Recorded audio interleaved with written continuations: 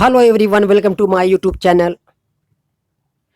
All friends will watch this video without skipping. सभी साथी बिना स्किप किए हुए इस वीडियो को देखेंगे. In this video I am going to discuss eligibility related issue. इस वीडियो में मैं योग्यता से संबंधित मुद्दों पर चर्चा करने वाला हूं. Before starting the video, if you are the first time on my channel, then do not forget to subscribe to the channel and press the bell icon so that you will get the notification of every upcoming video first. यदि आप मेरे channel पर पहली बार आए हैं तो channel को subscribe और बेल आइकन को प्रेस करना ना भूलें ताकि आने वाले हर वीडियो का नोटिफिकेशन सबसे पहले आपको मिले. Let's start to the video without delay friends. चलिए फ्रेंड्स, बिना देर किए हुए वीडियो को स्टार्ट करते हैं. फ्रेंड्स, जैसा कि आप स्क्रीन पर देख रहे हैं, बिहार सरकार शिक्षा विभाग, जी हाँ फ्रेंड्स, अधिसूचना 7वें चरण की नियमावली बनकर तैयार हो गई है, जिसे शिक्षा विभाग ने जारी कर दिया है. ये बहुत बड़ी खुशखबरी है 7वें चरण के अभ्यर्थियों के लिए. 7वें चरण की नियमावली तैयार हो गई है, जिसे आप स्क्रीन पर देख रहे हैं फ्रेंड्स. आइए फ्रेंड्स, इस नियमावली में हम जानेंगे. ये नियमावली 11 पेज का है फ्रेंड्स. 11 पेज का ये नियमावली है जिसे आप स्क्रीन पर देख रहे हैं. इन 11 पेज को अगर मैं पढ़ूं तो कम से कम 2.5 से 3 घंटे का वीडियो हो जाएगा. इतना तो पॉसिबल नहीं है क्योंकि वीडियो बहुत लंबी हो जाएगी. इसलिए फ्रेंड्स, मैं इस वीडियो में सबसे पहले एलिजिबिलिटी के बारे में बात कर लूँगा. यदि समय बचा तो आरक्षण के बारे में बात कर लूँगा. बहुत सारे बच्चे का कमेंट्स आ रहा है कि कितना % आरक्षण मिलेगा, 1 to 5 में कौन कौन अप्लाई कर सकता है, 6 to 8 में कौन कौन कर सकता है. कोई कहता है कि मेरा साइकोलॉजी ऑनर्स है, मैंने बीएड साइकोलॉजी से कर लिया है, तो क्या मैं 6 to 8 के लिए अप्लाई कर सकता हूँ. उसमें हिस्ट्री ज्योग्राफी का अलाउ है, तो क्या मैं 6 to 8 का टीचर बन सकता हूँ. साइंस में कौन कौन टीचर बन सकते हैं, क्या कॉमर्स वाले अप्लाई करेंगे कि नहीं करेंगे. तो इन सब मुद्दों को पहले आज मैं एलिजिबिलिटी को इस वीडियो में निपटाऊंगा कि कम से कम 15 से 20 मिनट में योग्यता के बारे में हम लोग जान लें. नेक्स्ट डे नेक्स्ट टॉपिक लेकर के चला आऊँगा, क्योंकि 11 पेज का नियमावली है. इसीलिए मैंने पहले ही कहा कि बिना स्किप किए हुए इस वीडियो को आप लोग देखेंगे. अगर आप लोग स्किप करके देखते हैं तो फिर एक छोटी सी गलती हो सकता है आपको नियोजन इकाई से वंचित कर दे. इसलिए फ्रेंड्स, बिना स्किप किए हुए देखेंगे. मैं खुद ही हाईएस्ट से हाईएस्ट रख रहा हूं कि आधा घंटे तक का ये वीडियो हो सकता है बनने में, क्योंकि नियमावली को जब तक आप समझेंगे नहीं तो वीडियो देखने का कोई मतलब नहीं है. पढ़ने के लिए तो मैं आधे घंटे में 11 पेज को पढ़ दूं, लेकिन जब मैं फास्ट पढ़ूंगा आप कुछ नहीं समझ पाएंगे. तो फिर वीडियो देखने का मतलब क्या रहा. वीडियो देखने का मतलब कम से कम ऐसा होना चाहिए कि जो वीडियो में आपको बताया जा रहा है वो आप अच्छी तरह समझ जाएं, ताकि आपके डाउट्स जो है वो क्लियर हो जाए. इसलिए फ्रेंड्स, मैं सबसे पहले एलिजिबिलिटी को शुरुआत वहीं से करता हूं. और एलिजिबिलिटी के बारे में हम लोग जानने, ये काफ़ी बच्चों के बीच में भ्रम पैदा हुआ है. सब घबराए हैं, पता नहीं मेरा होगा कि नहीं, मैं अप्लाई कर सकता हूं कि नहीं. तो आज हम इस वीडियो में जानेंगे कि कौन कौन अप्लाई कर सकता है और कौन कौन अप्लाई नहीं कर सकता है. दोनों बातें जानेंगे. आइए फ्रेंड्स, बिना देर किए हुए वीडियो को स्टार्ट करते हैं.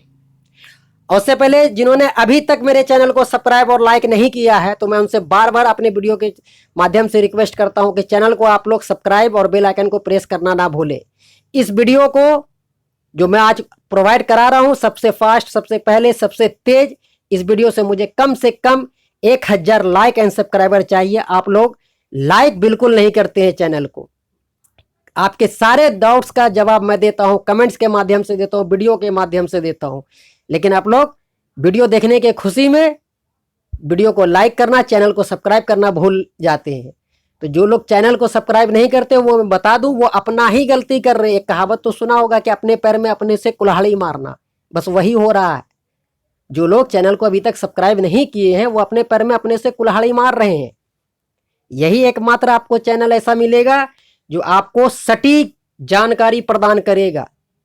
मैंने डॉक्यूमेंट्स के बारे में कई लोगों का कमेंट्स आया है, 2-3 वीडियो मैंने बना दिया कि जितने डॉक्यूमेंट्स मैंने बताए हैं उतने आप कंप्लीट रखिए, तैयार रखिए। जब जैसा जैसा जरूरत पड़ेगा, डिमांड होएगा, वैसा वैसा आप डॉक्यूमेंट्स पेश करते चले जाएंगे।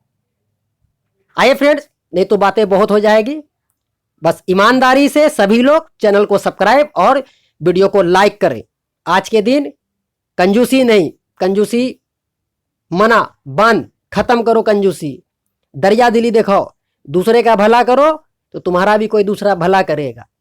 तुम दूसरे का बुरा करोगे तो हो सकता तुम्हारे साथ बुरा हो जाए। अब अपने साथ बुरा चाहते हो, भला चाहते हो, ये तुम पर डिपेंड करता है। मैं तो तुम्हें बोलने आऊँगा नहीं, फेस टू फेस तो आऊँगा नहीं।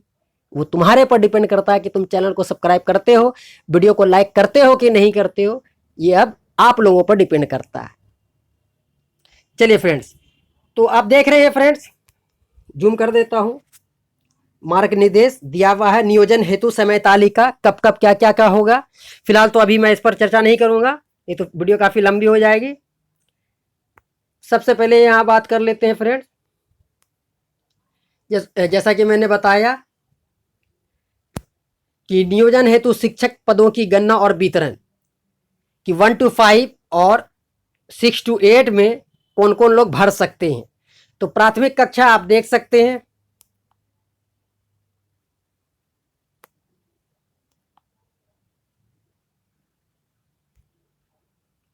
तो प्राथमिक में आप देख सकते हैं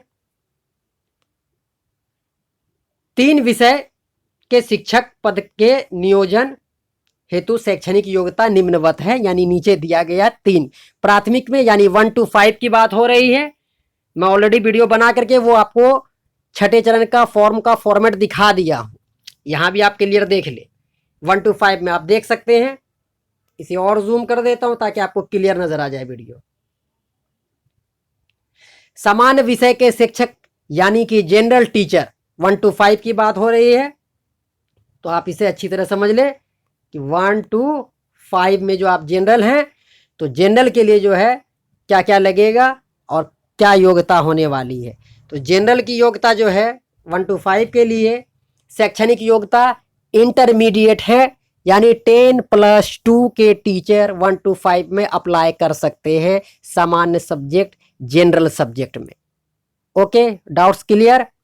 दूसरा है उर्दू भाषा के शिक्षक, जी हाँ, जो उर्दू वाले भाई हैं वो उर्दू का इस पर भर सकते हैं। अब उनमें क्या क्या क्राइटेरिया है तो आप देख लीजिए कि बिहार मदरसा शिक्षा बोर्ड द्वारा प्रदत्त मौलवी, जो मदरसा बोर्ड से मौलवी की डिग्री रखते हैं वो अप्लाई कर सकते हैं, या यानी अथवा उर्दू योग्यताधारी अभ्यर्थी 50 अंकों के उर्दू में इंटरमीडिएट उत्तीर्ण है। जी हाँ, अगर इसे कहा जाए कि जो बिहार बोर्ड से 50 नंबर का अगर बोर्ड परीक्षा में इंटर के इसमें उर्दू का सब्जेक्ट रखा है, पढ़ा है, तो वो बच्चा भी इसमें आवेदन कर सकता है उर्दू सब्जेक्ट में। अगर 50 नंबर का नहीं रखा है उर्दू, तो वो जनरल के सीट पर सामान्य विषय का शिक्षक बनेगा, उर्दू का टीचर नहीं बनेगा। कम से कम उर्दू में वही अप्लाई करेंगे जिनका उर्दू पेपर 50 नंबर का 50 मार्क्स का होगा, वो अप्लाई कर सकते हैं। क्लियर। अब तीसरी बात करूं तो बांग्ला भाषा के शिक्षक, तो इनकी शैक्षणिक योग्यता क्या है कि इंटर में 100 मार्क्स का बांग्ला विषय उत्तीर्ण होना चाहिए।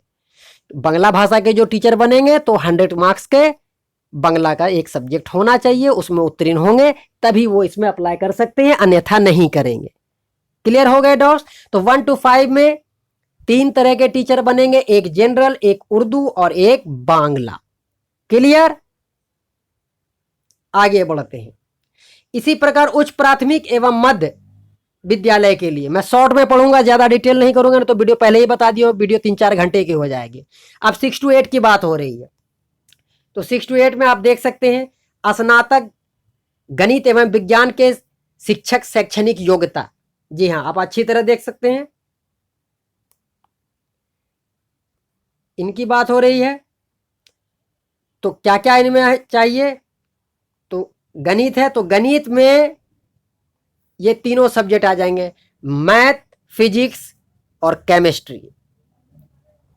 दूसरा अगर विज्ञान में है तो केमिस्ट्री और जीव विज्ञान, जीव विज्ञान और केमिस्ट्री वो विज्ञान के टीचर्स बनेंगे 6 to 8 में। डाउट्स क्लियर हो गए यहाँ तक? जिन्होंने मैथमेटिक्स से ग्रेजुएशन किया है तो उनके लिए फिजिक्स, केमिस्ट्री और मैथमेटिक्स तो रहेगा ही, और जिन्होंने ऑनर्स साइंस में टीचर बनना चाहते हैं तो कम से कम उन्हें बायोलॉजी के साथ साथ रसायन यानी केमिस्ट्री होना चाहिए। तो जीव विज्ञान जो है, जो बायोलॉजी है, तो मैं बता दूं कि बायोलॉजी में 2 बायोलॉजी आएंगे, एक बोटनी एक जूलॉजी, ये दोनों होंगे, और इसके साथ साथ तीसरा पेपर आपका केमिस्ट्री होगा। Okay, doubts clear? आगे बढ़ता हूं। अब बात करता हूं एसएसटी वालों की, देख सकते हैं आप स्क्रीन पर, स्नातक सामाजिक विज्ञान। अब इनमें क्या क्या योग्यता है, इनमें कौन कौन से सब्जेक्ट वाले, बहुत सारे बच्चों का इनमें बहुत डाउट्स रहता है, बहुत कमेंट्स आते हैं। आज वो डाउट्स क्लियर कर देता हूं कि एसएसटी में कौन कौन अप्लाई कर सकते हैं।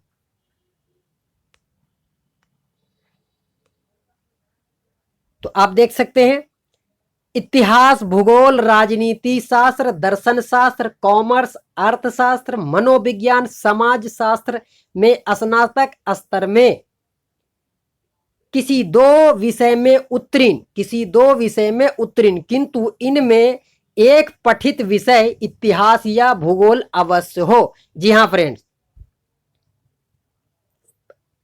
एक विषय हिस्ट्री या ज्योग्राफी में उत्तीर्ण होना जरूरी है।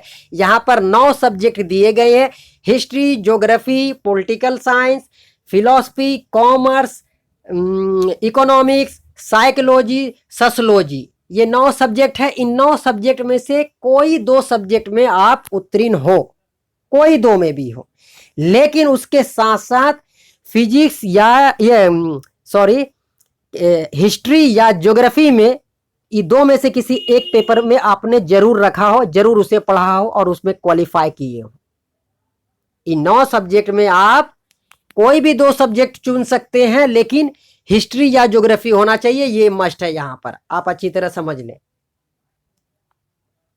एक पठित विषय इतिहास या भूगोल अवश्य हो।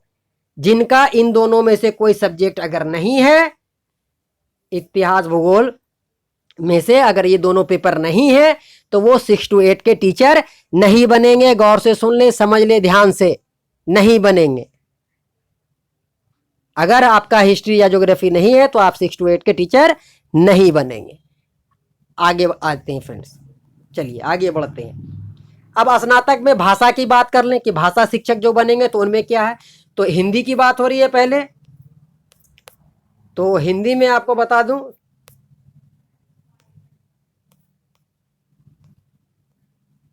तो हिंदी के लिए आप देख सकते हैं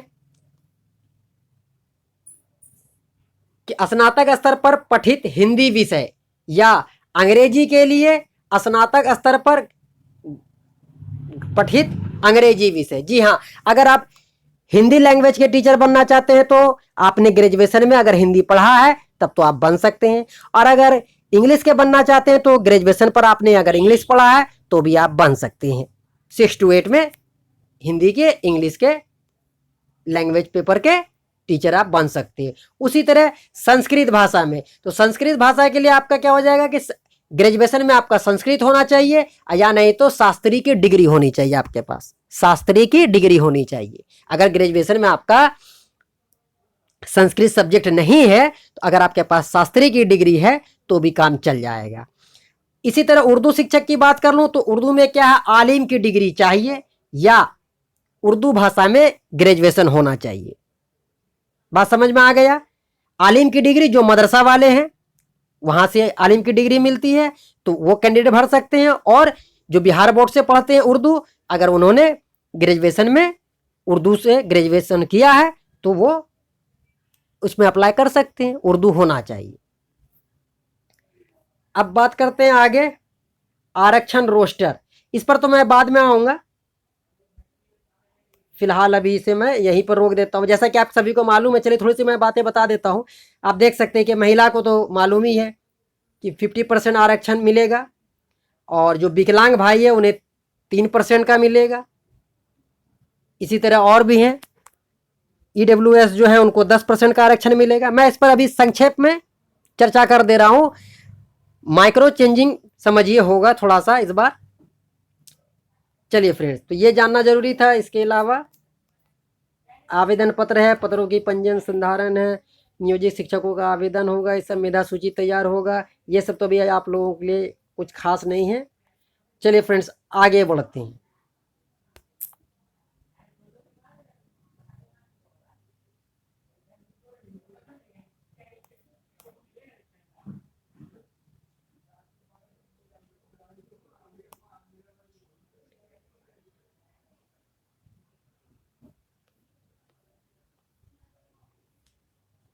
आइए फ्रेंड्स, इसे मैं थोड़ा सा देख लेता हूँ।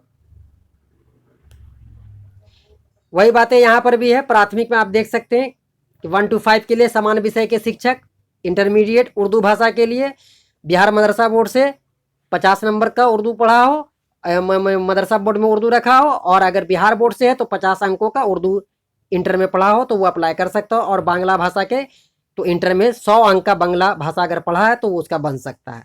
अब इसमें आगे जाकर के चेंजिंग हुआ है एनसीटी के अनुसार, उसकी बात कर लेंगे हम लोग। अब देखिए 1 to 5 में कौन कौन भर सकता है। तो 1 to 5 में मैं यहाँ से बता देता हूँ कि 1 to 5 में पढ़ाने के लिए जो है ये योग्यता बीएड वाले अभ्यर्थी हो जाएंगे, बीएड वाले। लेकिन उन्हें क्या 6 मंथ का सेतु कोर्स करना है, यानी ब्रिज कोर्स करना होगा 2 साल के अंदर। तो 1 to 5 में जो डाउट्स था कि क्या बीएड वाले अप्लाई कर सकते हैं कि नहीं, तो वो भी कर सकते हैं। देख सकते हैं आप 28/6/2018 के अनुसार एनसीटी द्वारा मान्यता प्राप्त संस्था से शिक्षा स्नातक की उपाधि प्राप्त विद्यार्थी कक्षा 1 से 5 तक पढ़ाने के लिए अध्यापक के रूप में नियुक्त हेतु योग्य माने जाएंगे। जी हाँ, एनसीटी ने ऐसा गाइडलाइन जारी किया। किंतु इस प्रकार अध्यापक के रूप में नियुक्ति व्यक्ति को प्राथमिक शिक्षक के रूप में नियुक्त होने के 2 साल के अंदर एनसीटी द्वारा मान्यता प्राप्त प्राथमिक शिक्षा में 6 महीने का सेतु पाठ्यक्रम यानी ब्रिज कोर्स, जैसा कि मैंने पहले कहा कि ब्रिज कोर्स करना होगा 6 महीने का बीएड वाले को। तो 1 to 5 में बीएड वाले अप्लाई कर सकते हैं, जैसा कि छठे चरण में करें था वैसे ही 7th फेज में भी करेंगे। आगे बढ़ते हैं फ्रेंड्स। अब इस प्रकार 6 to 8 की, जैसा कि हमने वहां जाना, यहाँ भी जान लेते हैं कि 6 to 8 में क्या है। तो वही चीज़ है, सब्जेक्ट है। मैथमेटिक्स के टीचर बनेंगे तो फिजिक्स, केमिस्ट्री, मैथमेटिक्स, रसायन, और जैसा कि मैंने वहाँ बताया था कि केमिस्ट्री के साथ साथ बायोलॉजी लिखा गया था, तो यहाँ बायोलॉजी का दोनों भाग का नाम लिख दिया गया है, वनस्पति और जंतु विज्ञान, बोटनी और जूलॉजी दोनों के साथ साथ केमिस्ट्री भी है। अब इसके साथ है बीसीए योग्यताधारी, बीसीए वाले भी अप्लाई कर सकते हैं। अब आगे इसके जानते हैं फ्रेंड्स कि 4 नंबर पर इसमें बात कर लें कि राष्ट्रीय अध्यापक शिक्षा परिषद यानी मान्यता मानदंड क्रियाविधि विनिमय 2014 के तहत इंजीनियरिंग से स्नातक जिसमें विज्ञान और मैथमेटिक्स है, तो जो इंजीनियरिंग कर चुके हैं, मैं शॉर्ट में बता दूं कि जो इंजीनियरिंग कर चुके हैं वो साइंस और मैथ अगर उनका है तो वो साइंस के पेपर में अप्लाई कर सकते हैं, बशर्ते कि वो बीएड किए हुए हो और टेट भी क्वालिफाई किए हुए हैं। यहाँ पर आप देख सकते हैं बीएड में नामांकन हेतु पात्रता निर्धारित की गई है। तदनुरूप वैसे विद्यार्थी जो इंजीनियरिंग से स्नातक जिसमें विज्ञान और गणित की विशेषज्ञता हो, जी हाँ, जिसमें कि साइंस और मैथमेटिक्स विशेषज्ञता हो और बीएड उन्होंने किया है और बीटेड उत्तीर्ण है, तो जो इंजीनियर वाले मैथ और साइंस से पढ़ी ने, बीएड करीन है और बीटेड भी उत्तीर्ण है, तो वो मैथ और साइंस के टीचर बन सकते हैं 6 to 8 में। बात समझ में आ गया कि इंजीनियरिंग के जो भी स्टूडेंट्स हैं, मैथ और साइंस उनका पेपर है और बीएड उन्होंने कर रखा है और बीटेड निकाल लिया है, तो वो एलिजिबल है 1 to या 6 to 8 में अप्लाई कर सकते हैं, वो साइंस के टीचर बनेंगे। आगे बढ़ते हैं, एसएसटी की बात कर लेते हैं। तो वहां पर हमने एसएसटी में क्या जाना था, वही बातें यहाँ भी है। History, geography, political philosophy, economics,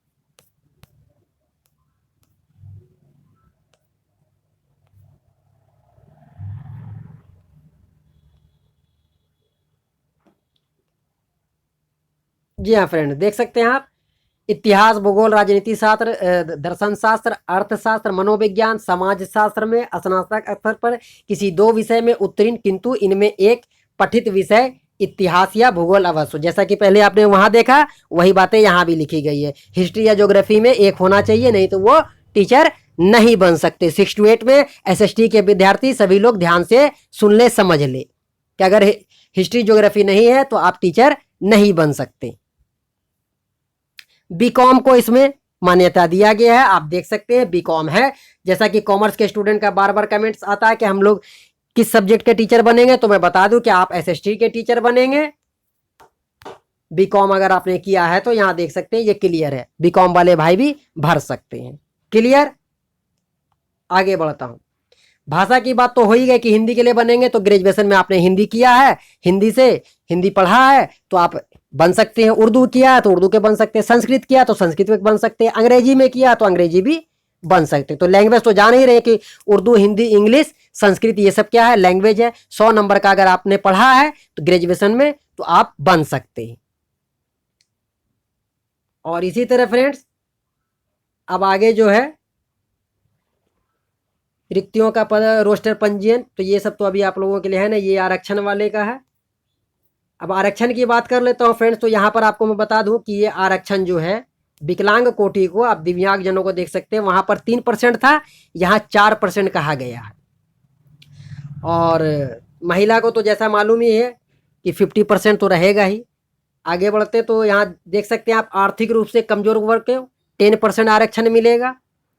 और ये जो स्वतंत्रता सेनानी जिन्हें केंद्र सरकार द्वारा पेंशन मिलता है, उनके नाती पोता पत्नी जो भी है, पोता पोती, उनको 2% का क्षैतिज आरक्षण का लाभ मिलेगा। 2% गेन उनको मिल जाएगा। जो स्वतंत्रता सेनानी के नाती पोता और पोती हैं उनको 2% मिलेगा। विकलांग को 4%, EWS को 10%, महिला को 50% आरक्षण मिलेगा।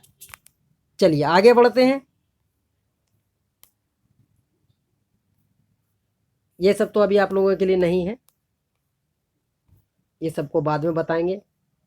और मालूम ही है कि सीटेट या बीटेट आपको चाहिए, चाहे वो 6 to 8 हो, चाहे वो 1 to 5 हो। 1 to 5 के लिए आपको सीटेट का या बीटेट का पेपर 1 यानी 1 to 5 वाला ही क्वालिफाई होना चाहिए। और 6 to 8 के लिए सीटेट का या बीटेट का सेकंड पेपर यानी 6 to 8 वाला ही पेपर क्वालिफाई होना चाहिए, तभी आप भर सकते हैं। ओके फ्रेंड्स, आगे बढ़ते हैं। आप देख सकते हैं यहाँ बिहार राज्यपाल के आदेश से उप सचिव शिक्षा विभाग। चलिए फ्रेंड्स, अब आगे जानेंगे फ्रेंड्स, यहाँ है ये बहुत इंपॉर्टेंस है। आप देख सकते हैं बिहार सरकार शिक्षा विभाग अधिसूचना शुद्धि पत्र। जी हाँ, नियमावली जब तैयार हो रही थी तो उसमें उन्होंने पहला जो मैंने आपको दिखाया कि वहां 3% आरक्षण दिया गया था विकलांग को। हिस्ट्री ज्योग्राफी को मस्ट किया गया था कि एक सब्जेक्ट होना चाहिए। दूसरी बार भी तैयार किया गया तो उसमें भी हिस्ट्री ज्योग्राफी को मस्ट किया गया है, अनिवार्य किया गया है। अब ये शुद्धि पत्र जारी किया गया है, ये मेन है। अगर इसे आपने अच्छी तरह समझ लिया तो ये मेन है, मैं बता दूं ये मेन है। जो भी क्राइटेरिया है यही आखिरी पेपर में है फ्रेंड्स। अब आप देख सकते हैं 1 to 5 के लिए आप देख सकते हैं कि 3 पेपर हैं, समान विषय उर्दू और बांग्ला। ये जैसे हैं वैसे के वैसे रहेंगे, इसमें कोई चेंज नहीं होगा। यानी जो छठे चरण में था वही 7वें चरण में भी रहेगा। जो अभी आपने दोनों में 2 पेपर मैंने पढ़ा, दोनों में वही चीज है। 1 to 5 में कोई चेंजिंग नहीं है, नॉट चेंज। ठीक है, 1 to 5 वैसे ही रहेंगे। 6 to 8 में फ्रेंड्स चेंज हुआ है, जो शुद्धि पत्र बना वो 6 to 8 में चेंज हुआ है। क्या चीज में चेंज हुआ वो अभी हम लोग जानेंगे वीडियो में। आप देख सकते हैं स्नातक लेवल पर मैथ और साइंस के लिए शैक्षणिक योग्यता, जैसा कि पहले बताया है कि मैथ के लिए ये 3 पेपर आपको चाहिए, फिजिक्स, केमिस्ट्री और मैथ। इसमें वनस्पति और जंतु विज्ञान और केमिस्ट्री, ये 3 है। और बीसीए तो पहले ही बता चुका हूं, तो इसमें ये चाहिए। तो ये साइंस के टीचर्स बन सकते हैं 6 to 8 में। आइए फ्रेंड्स आगे बढ़ते हैं। जैसा कि एनसीटीई द्वारा बताया गया कि जो बीएड करेंगे तो 2014 के नियम लागू करके बीएड और टेट उत्तीर्ण हो, स्नातक में गणित और विज्ञान विषय में मध्य विद्यालय के पद पर वो नियोजन की पात्रता होगी। जी हाँ, तो वो अपना कर सकते हैं। आगे आइए फ्रेंड्स, बीसीए वाला बायोटेक्नोलॉजी, बीएससी जो है इलेक्ट्रॉनिक सब्जेक्ट, योग्यता को विज्ञान और गणित के विषय में मध्य विद्यालय में शिक्षक के पद पर नियोजन हेतु उनके शैक्षणिक योग्यता की मान्यता देने के संबंध में एनसीटीई से प्राप्त दिशा निर्देश के अनुसार यदि आवश्यक है आवेदक का बीएड में नामांकन बीएससी इलेक्ट्रॉनिक्स एवं बीएससी बायोटेक्नोलॉजी शैक्षणिक योग्यता के आधार पर हुआ हो और गणित और विज्ञान, भौतिकी, रसायन और जीव विज्ञान में से कोई एक मेथड पेपर के रूप में पढ़ा हो, तो उक्त शैक्षणिक योग्यता के आधार पर मध्य विद्यालय में मैथ और साइंस का टीचर बन सकते हैं। ठीक है फ्रेंड्स, समझ गए आप लोग यहाँ तक? आगे आते हैं, जो एसएसटी में जो प्रॉब्लम है, आइए फ्रेंड्स उसे हम ध्यान से समझते हैं। हमने दोनों बार पढ़ा, तो मैथ और साइंस के पेपर में कोई चीज में चेंज नहीं है, चाहे वो 1 to 5 हो या 6 to 8 हो। 2 पेपर पढ़े हमने, दोनों बार में वही चीज है। लेकिन यहां एसएसटी में चेंज हुआ है और यही नियम रहेगा। आइए देख लेते हैं कि इसमें क्या रहा। एसएसटी की बात कर रहे हैं फ्रेंड्स, तो आप देख सकते हैं कि इसमें जो है कितने पेपर चाहिए। इतिहास, भूगोल, राजनीति शास्त्र, दर्शन शास्त्र, अर्थशास्त्र, मनोविज्ञान, समाज शास्त्र में स्नातक स्तर में किसी 2 विषय में उत्तीर्ण हो। जी हाँ फ्रेंड्स, ये जो 9 सब्जेक्ट हैं, इनमें से किसी 2 सब्जेक्ट में उत्तीर्ण होना अनिवार्य है। अब पहले हमने क्या पढ़ा था कि 2 में उत्तीर्ण तो हो ही, तो पहले क्या था कि वो 2 में कोई 2 सब्जेक्ट होना चाहिए ये 9 में से, लेकिन साथ साथ या तो हिस्ट्री हो या तो ज्योग्राफी हो, उसमें एक पेपर में क्वालिफाई होना चाहिए। यहां पर जितने भी दिए गए हैं पेपर, उन सभी पेपरों में आपको किसी 2 पेपर में आप क्वालिफाई रहेंगे तो आप टीचर बन जाएंगे। चाहे मैं बता दूं, चाहे आप हिस्ट्री में क्वालिफाई हैं, चाहे भूगोल में, चाहे राजनीति शास्त्र में, चाहे दर्शन शास्त्र में, चाहे अर्थशास्त्र में, या मनोविज्ञान में, और या समाज शास्त्र में, तो कोई भी 2 सब्जेक्ट में आप अगर हैं उत्तीर्ण तो आप 6 to 8 में अप्लाई कर सकते हैं। हिस्ट्री ज्योग्राफी मस्ट नहीं है, यह संशोधन कर दिया गया है। ऐसा ही नियम 6 to 8 में भी रखा गया था। इसमें 6ठे चरण में भी ऐसा ही रखा गया था। पहले था कि हिस्ट्री और ज्योग्राफी में से कोई एक पेपर अनिवार्य है, तभी आप बन सकते हैं टीचर। अब उसे समाप्त कर दिया गया है। ये 9 सब्जेक्ट यहां दिया गया है। इन 9 सब्जेक्ट में से अगर किसी के पास भी, जिन्होंने भी 2 सब्जेक्ट अगर पढ़ा है, तो वो एसएसटी के टीचर बन सकते हैं। अब आपको एसएसटी वालों को हताश, निराश, उदास होने की आवश्यकता नहीं है। आपने जरूर पढ़ा होगा, या तो आप हिस्ट्री या ज्योग्राफी या पॉलिटिकल साइंस या फिलॉसफी या इकोनॉमिक्स या साइकोलॉजी या सोशियोलॉजी, इनमें से 2 पेपर तो आप पढ़े ही होंगे, तो दोनों में उत्तीर्ण भी होंगे, तभी तो आप ग्रेजुएशन कंप्लीट हुए हैं। तो आपके लिए अब चिंता की कोई बात नहीं है फ्रेंड्स। अब आप बिना डर भय के एसएसटी के टीचर आप बन सकते हैं। सीटेट का सेकंड पेपर क्वालिफाई होना चाहिए। बीकॉम वाले को पहले बता दिया गया कि बीकॉम वाले को इसमें मिला है। तो बीए यानी कि कॉमर्स के जो स्टूडेंट्स बार बार कमेंट्स करते हैं कि सर हम लोग भर पाएंगे कि नहीं भर पाएंगे, कौन से सब्जेक्ट के टीचर बनेंगे, तो आप एसएसटी यानी आर्ट्स सब्जेक्ट के टीचर बनेंगे। इस बात को आप लोग अच्छी तरह समझ लें, भरेंगे। और बीएड और डीएलएड का जो मसला चलता रहता है, मैं संक्षेप में बता दूं, बीएड और डीएड तो दोनों एलिजिबल हैं, ध्यान रहे, दोनों एलिजिबल है दोनों पेपर में, 1 से लेकर के 8 तक में, 1 to 5 और 6 to 8 दोनों में। डीएलएड वाले भी भर सकते हैं और बीएड वाले भी भर सकते हैं। Okay, clear. अब आरक्षण की थोड़ी बात कर लेते हैं इसमें। अब वही चीज वैसे ही है, भाषा में कोई चेंजिंग नहीं है। हिंदी, उर्दू, संस्कृत, अंग्रेजी, ये जो 4 लैंग्वेज है 6 to 8 में कोई चेंजिंग नहीं है। 100 मार्क्स होने चाहिए या ऑनर्स पेपर होना चाहिए। अगर आपने सब्सिडरी में भी 100 नंबर का पेपर पढ़ा है हिंदी में और ऑनर्स आपका कोई और भी सब्जेक्ट है, तो आप लैंग्वेज के पेपर पर फाइट कर सकते हैं, आवेदन कर सकते हैं। फ्रेंड्स, बात समझ में आ गया? 100 मार्क्स का अगर आपने सब्सिडरी में अगर हिंदी पढ़ा है और हिस्ट्री आपका ऑनर्स है, तो आप हिस्ट्री में भी अप्लाई कर सकते हैं और भाषा सब्जेक्ट हिंदी में भी कर सकते हैं, या संस्कृत में भी कर सकते हैं, या अंग्रेजी में भी कर सकते हैं, या उर्दू में भी कर सकते हैं। क्लियर? अब कोई डाउट्स नहीं होगा किसी का? आगे बढ़ूं?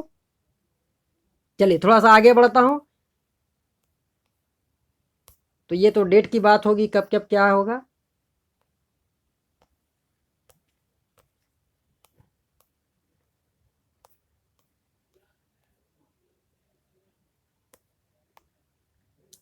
तो ये बता दूं फ्रेंड्स कि ये जो नियमावली है अभी आप देख रहे हैं, तो पहला नियमावली जो मैंने दिखाया, इसे हम लोग जान लेते हैं। आरक्षण इसका ऊपर में है। तो आप सभी को मालूम है कि छठे चरण में 2012 की नियमावली को फॉलो किया गया है। ये बात तो अच्छी तरह जान रहे हैं। तो 12 की नियमावली 14-15 में भी चला, उसके बाद 19-20 में भी चला। तो इस बार भी वही समझिए कि 2012 की ही नियमावली को फॉलो किया जा रहा है। आप देख सकते हैं स्क्रीन पर, मैं जूम करके आपको दे दूं कि उसी हिसाब से यहाँ भी 2012 के ही नियमावली के तहत काम किया गया है। इसमें कुछ 2020 की जो नई शिक्षा नीति आई है उसके तहत कुछ आंशिक संशोधन होगा, माइक्रो चेंजिंग होगा, ज्यादा नहीं। क्या हो जाएगा माइक्रो चेंजिंग में? समझ लीजिए, जो पहले ऑफलाइन होता था अब ऑनलाइन होगा। पहले आप प्रखंड, पंचायत और ब्लॉक स्तर पर भरते थे, 3 जगह आवेदन करते थे। अब आप एक ही आवेदन देंगे जिला वाइज। हो सकता है आपको 5 जिला या 10 जिला दे दिया जाएगा चॉइस के रूप में, ऑप्शन के रूप में, कि कहाँ कहाँ आपको चाहिए। तो ये सब चेंजिंग होंगे, ज्यादा कुछ खास चेंजिंग नहीं होने वाला है। आप यही मान के चलिए कि जो छठे चरण का नियम था वही नियम इसमें भी लग रहा है। मेरिट बनने में वही नियम है जो छठे चरण में था। 3 सब्जेक्ट है, तीनों के परसेंटेज को जोड़ के 3 से डिवाइडेड कर दीजिए, आपका वही हो जाएगा। सीटेड और बीटेड का जो वेटेज है वो अब मिलने वाला है, वो मिलेगा। छठे चरण में भी मिला था, इस बार भी मिलेगा। दीपक कुमार जी का साफ साफ कहना है वेटेज मिलेगा। तो कुल मिला के बात वही हो गई कि जो छठे चरण का नियम है वही नियम इसमें भी रहा।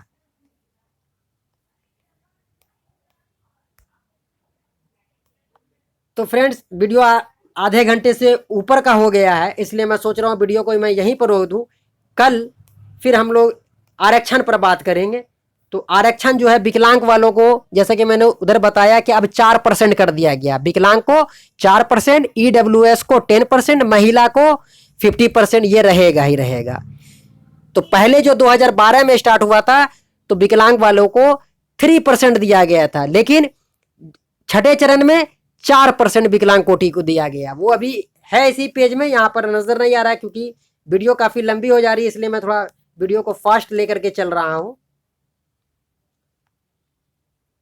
तो कहने का मतलब फ्रेंड्स ये है कि शिक्षा विभाग जो तैयार कर रहा है नियमावली, उसी के तहत कर रहा है, उसी का कॉपी मुझे प्राप्त हुआ है। हमारे अध्यक्ष कोर टीम के गए थे, रिक्वेस्ट करके उनसे लिया गया है कि इसी आधार पर नियमावली बनेगी। अभी फाइनल नियमावली नहीं बनी है, लेकिन क्राइटेरिया उन्होंने बता दिया कि ऐसा ही रहेगा। इसलिए मैं ये वीडियो आप लोगों के समक्ष लेके आया हूं कि आप लोग हताश परेशान ना हो, आप लोगों के जो भी डाउट्स है क्लियर हो जाए कि एसएसटी वाले में कौन कौन भर सकता है, साइंस वाले में कौन कौन भर सकता है, आरक्षण किसको कितना मिलेगा। तो एक बात आरक्षण पे भी मैं क्लियर कर दूं कि जो संविधान में जितना आरक्षण दिया गया है वो आरक्षण किसी का कोई छीन नहीं सकता, बल्कि दिन ब दिन आरक्षण में संशोधन होगा, यानी उसे बढ़ाया जा सकता है, आरक्षण को घटाया नहीं जा सकता। अगर आरक्षण को घटा दिया जाएगा तो देश में भूचाल आ जाएगा, ये बातें सभी को मालूम है। तो पहले 3% था विकलांग वालों को, अब 4% कर दिया गया। छठे चरण में 4% दिया गया है, इसलिए 7वें चरण में भी विकलांग भाइयों को 4% मिलेगा ही मिलेगा। ईडब्ल्यूएस के क्लाइंट को मालूम ही है 10%, महिला अभ्यर्थी 50% वो मिलेगा ही मिलेगा। इसलिए आप लोग आरक्षण को लेकर के परेशान ना हो।